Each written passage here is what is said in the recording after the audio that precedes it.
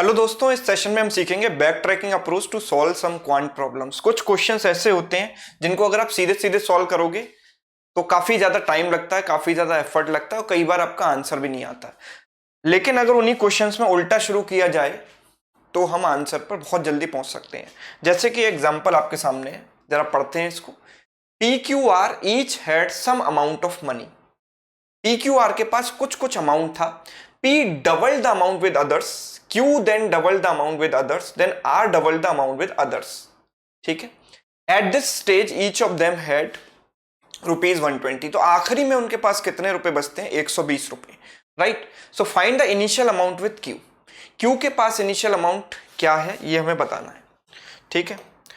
तो सबसे पहले तो ये समझना पड़ेगा कि किसी का भी अमाउंट डबल करने का मतलब क्या है। जैसे कि मेरे पास 20 रुपया है, ठीक है, और आपके पास सपोज 4 रुपया है, ठीक है। तो मैं आपका अमाउंट डबल करूंगा, मतलब आपको उतना ही पैसा दे दूंगा जितना आपके पास है। अगर आपको 4 रुपए और दे दिया जाए तो आपका अमाउंट डबल हो जाएगा। मतलब मैंने अपने पास से 4 रुपए आपको दे दिया तो आपका अमाउंट डबल हो गया कि नहीं हो गया? और मेरे पास कितना बचा? 16 बचा। तो किसी का अमाउंट डबल करना मतलब उसको उतना ही अमाउंट दे देना जितना उसके पास है। ठीक है। तो अगर आप इस क्वेश्चन को शुरू से शुरू करेंगे, कुछ वैल्यू मानकर अज्यूम करेंगे कि पी क्यू आर के पास लेट से अमाउंट है एक्स वाई जेड, फिर पी ने दोनों का अमाउंट डबल कर दिया क्यू एन आर का, मतलब पी ने क्यू और आर को वाई और जेड दे दिया, है ना।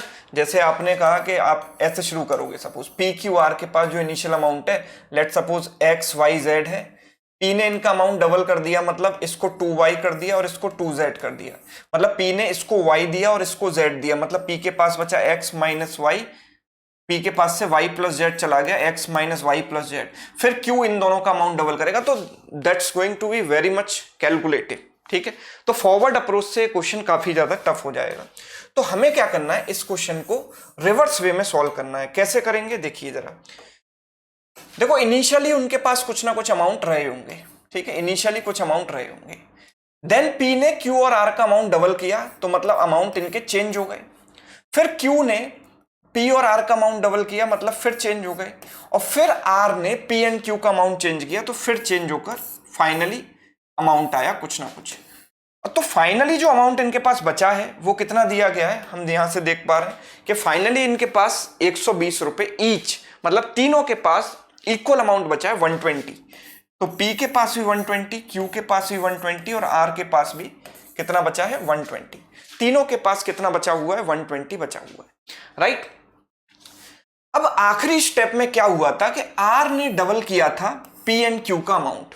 अब बात को समझिए कि R ने P एंड Q का अमाउंट डबल किया था, मतलब P एंड Q का अमाउंट इससे पहले इसका आधा था, मतलब 60 था।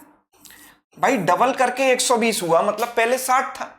अच्छा, एक और बात कि हर स्टेप में जो तीनों का टोटल अमाउंट है वो तो कांस्टेंट रहेगा ना, राइट, क्योंकि इनका अमाउंट आपस में एक दूसरे के बीच में डिस्ट्रीब्यूट कर रहे हैं, लेकिन टोटल तो हमेशा ही 360 रहेगा।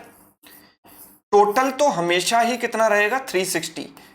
120 plus 120 plus 120 total is 360। Total हमेशा 360 रहेगा। तो अगर मुझे दो का अमाउंट मालूम है तो मैं तीसरे का कैसे निकालूंगा? तो इन दोनों का 60 है यहां पर, तो टोटल इज 120। तो 360 माइनस 120 ये कितना हो गया? 360 माइनस 120 हो गया 240। राइट। ये वैल्यू कितनी आ गई? 240 आ गई। अच्छा, इससे पहले वाले स्टेप में क्यू ने पी और आर के अमाउंट डबल किए थे। इससे पहले वाले स्टेप में क्यू ने पी और आर के अमाउंट डबल किए थे, मतलब इससे पहले पी और आर के पास आधा था, जितना अब इनके पास है डबल होने के बाद इतना है, मतलब इससे पहले आधा था, तो इसका आधा किया 30, इसका आधा किया 120। रिमेनिंग क्यू का कैसे निकालूंगा मैं? तो क्यू का अमाउंट निकालने के लिए इन दोनों का सम हुआ 150। 120 प्लस 30 150। 150 को अगर मैं इसमें से माइनस करूंगा तो 360 माइनस 150, 360 माइनस 150 मींस 210। इतना आ जाएगा क्यू के पास। अब इससे पहले क्या हुआ था कि पी ने क्यू और आर के अमाउंट डबल किए थे। पी ने अगर क्यू और आर के अमाउंट डबल किए थे, मतलब इससे पहले क्यू और आर के पास आधे थे, तो इसका आधा कितना हुआ? 105। इसका आधा कितना हुआ? 60। तो रिमेनिंग पी के पास हम कैसे निकालेंगे? 360 माइनस इन दोनों का सम। इन दोनों का सम कितना है? 165। इन दोनों का सम कितना है 165, उसको हम 360 में से माइनस कर देते हैं, 360 में से माइनस कर देते हैं तो कितना आ जाएगा ये 195। ठीक है, तो इसके पास कितना आ गया 195। ठीक है, तो initial amount P Q R के इतने, मुझसे पूछा क्या गया है what is the initial amount with Q, तो क्यू के पास इनिशियल अमाउंट कितना है 105। तो ये आपने देखा कि बैक ट्रैकिंग अप्रोच से इस टाइप के क्वेश्चन का आंसर बहुत आराम से और बिना बहुत ज्यादा कैलकुलेशन किए आप फाइंड कर सकते हैं। तो ऐसे ही शॉर्ट वीडियोस के लिए और ऐसे ही बहुत बेहतरीन टेक्निक्स के लिए आप चाहें तो Sumit sir academy YouTube channel को सब्सक्राइब कर सकते हैं। Thank you so much.